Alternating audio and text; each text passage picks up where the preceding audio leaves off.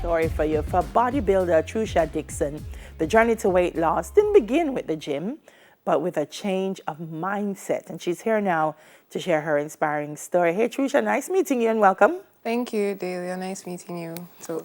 One of the things we were discussing off air was just your journey. And it started as a child. Yeah. Yeah. And what was that like for you? Because I'm going to tell you something, Tru-Sha. We feel children don't have feelings. No, man. And we see them and we say, well, they look a fat baby. And we put so much on them. And you're saying as a child, weight, just the conversation about weight overwhelmed all you were. That was my identity. Like, I remember I'm 10 years old, and I'll be meeting with family members who I haven't seen in a while, and the first thing they say, she fatty. Oh my gosh, she fat. She needs to lose some weight. She's too fat. Going to the doctor, I have high blood pressure as a child because of my weight, and doctor's like, well, she needs to lose some weight. It can affect her heart. I remember going shopping. And as a kid, you're a girl child. You want the pretty clothes. They don't have it in your size. It's all about your weight. It's all about... And you feel it. You feel it. You don't feel pretty like everybody else because you're too fat. You know, you don't really want to... I remember not wanting to eat around a certain teacher. I remember I was in grade 3 at the time. Yeah, I was in grade 3. And I didn't want to eat around a certain teacher because everything I ate, this teacher would comment on it about, you shouldn't be eating that. Why are you eating candy? Everybody's eating candy. I'm a kid. You know, I'm eating candy. You need to be eating this. What do I know about dieting and anything? I'm in grade 3. And I'm just doing what other children do. Yeah. You know? It speaks to a bigger issue of, and I say this all the time, how we speak to people. Like filter. As a child, you must know how to speak to a child. And as a teenager, it didn't improve for you either. As a teenager, it got worse because as a teenager, now you're a little bit more aware of yourself. You're a little bit more aware of beauty standards, you know, who the boys are attracted to, you know, who the girls, the popular girls are, what they look like. You don't look like that. You don't live up to those standards and you feel it, you know. And I remember even as a teen, I tried different things to lose weight. I remember there was a certain company that will offer you shakes. So I would replace 2 meals with a shake. Yeah, so I'd be on that, and my mother helped me pay for these things, and I'll be on this regime. Temporary. It worked, but it didn't last because it's not sustainable. I lost the weight, and people started to see me lose weight. And then it rolled back 1,000-fold. Yeah, it came back. I gained it right back. Not sustainable. No. So at what point, Tru-Sha, and because there are a lot of young people who are watching now, and we say it in Jamaica that we have a challenge with young people and weight. And they're wondering, how did she do it? At what point did you say, no, I have to change this?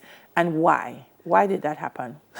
Well, it was 2014, I remember it. I was working a summer job at the time. And, you know, your time of the month, it came, and all I wanted was milkshake and fries. Every lunchtime, milkshake and fries, milkshake and fries. And I remember going home one day and I looked in the mirror and I looked like a balloon. My face was swollen, it was big.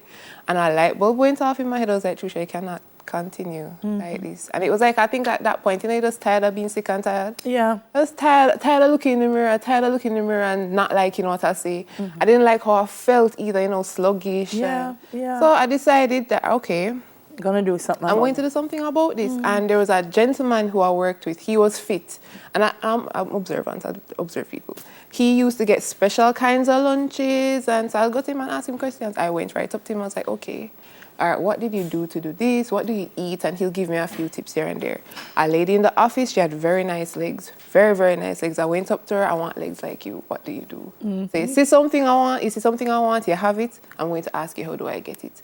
And the journey started off with really changing certain things that I ate. So I cut off rice. I didn't eat any pork. I didn't eat any beef. It was just lean cuts of chicken and fish. And it started off with 40 squats a night in my room. Just simply 40 squats a night. Yeah. I dedicated myself, even if I didn't feel like it, 40 squats a night. Wow. How tough was it to maintain it? Because, you know, a lot of us start off, Tru-Sha, we get that moment and we say, no, sir, this not look good, make a workout.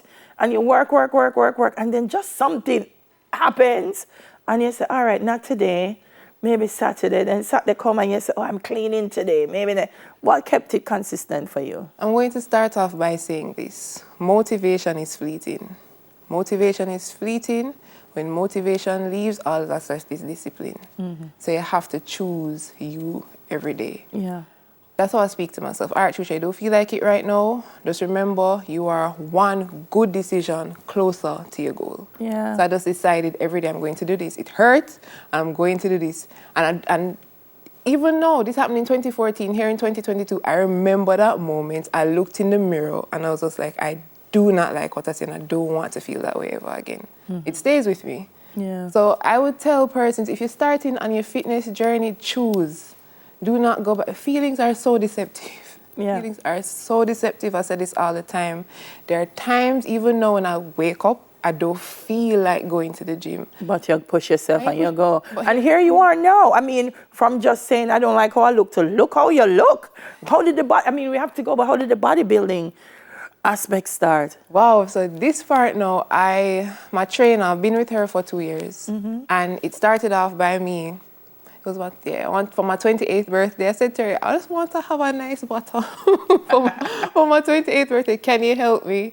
And she was like, okay. She put me on a plan, and then she realized my progress. And she was like, have you considered Bodybuilding. bodybuilding? I said, no, because I didn't post and have to turn my bottom to the people and put, no. But eventually, and I have a close friend who is a bodybuilder. Yeah. Yeah, she's a bodybuilder, and it always fascinated me, the things that she did, but I wouldn't do it for myself because I said the nakedness that you have to turn. But she was just like, give it a try, basically. And she'll teach me how to pose. She did it for free. I remember in the initial stage, she was like, teaching me how to pose, carry me through posing sessions, because that is not easy. As much as this is me standing up right there, I had to practice. You have to practice walking, you have to practice your turns, all these things. So, yeah. And it works. My final question to you, you say you looked in the mirror, you didn't like what you see, and that changed it. When you look in the mirror now, how do you feel? I feel great. I look at myself, I was like, girl, I am proud of you. You have come a far way. And that's important. The person in the mirror is what is important. Definitely. Thank you so much, Tru-Sha. Thank you for having me. sharing that for us. Awesome. I didn't mind the smile gym visit today because I was complaining. Bodybuilder, Tru-Sha Dixon.